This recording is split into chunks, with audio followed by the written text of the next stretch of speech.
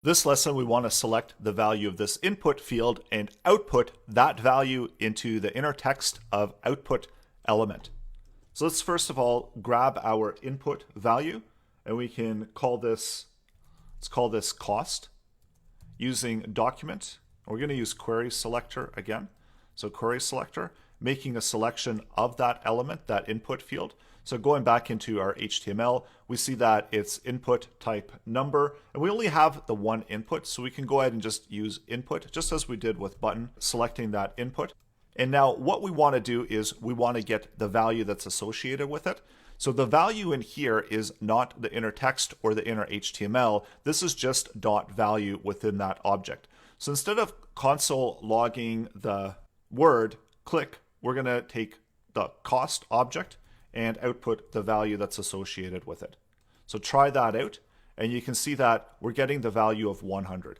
So what happens if we update it to 100,000 or 10,000? We're still getting that value added in there. So whatever this value is at the current time, even though we're using const, we're relating it to that object, and within the object we can update the values and have it put out an output here within our JavaScript when we're listening to the add event listener. The other option as well is that oftentimes you're going to find this placed within the actual event listener. So you can do that as well in grabbing that input. So you're always going back out to that element and making that selection in case something has changed. So in case you've got some more dynamic content within your page, you might want to place that within the add event listener as well.